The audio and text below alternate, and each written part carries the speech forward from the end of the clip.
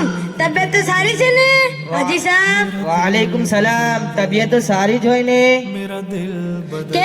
કેમ કે આપણે તો બધું વેલ સેટ છે, છોકરાઓ સેટ થઈ ગયા છે, આપણે તો માલદાર છીએ.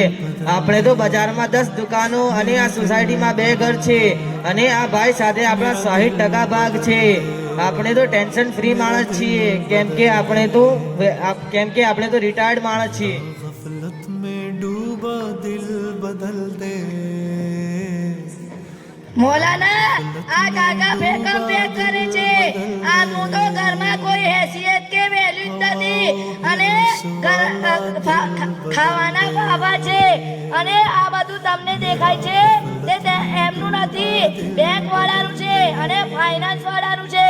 કાલે ત્યાં ઊભો હતો તો ફાઇનાન્સ વાળા ઉઘરાણી કરવા આવ્યા હતા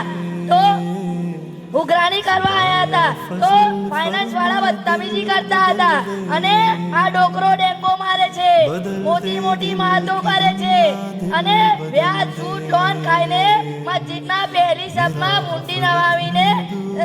મુંડી નમાવીને ઊભો થઈ જાય છે. એટલે તો લોકો ધોકામાં આવી જાય છે. અમે તો આમનું નામ બેકુ કાકા પાડ્યું છે. પણ ઠીક છે મોલાના, થોડી નસીહતો તમે કરો, લોકો જાગૃત થાય અને આ મુસીબત અને જૂઠી અને બનાવટી શરીયતના પાબંદ બને અને જન્નતના હકદાર બની જાય અને વ્યાજ લોન સંગીન ગુનાહથી બચી જાય. અલ્લાહ તમને ખૂબ સજાએ ઘેર આપશે.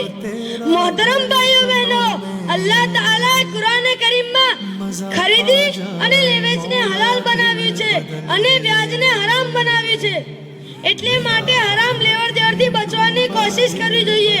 નહીં તો અલ્લાહ તાલા કલામે પાકમાં ફરમાવ્યું છે કે જે લોકો વ્યાજ અને લોનના કાર્યો કરે છે તેમની સાથે અલ્લાહ તાલા ખુદ પોતાની સાથે અને પ્યારા રસૂલ સલ્લલ્લાહુ અલૈહિ વસલ્લમની સાથે જંગનો ચેલેન્જ કરે છે.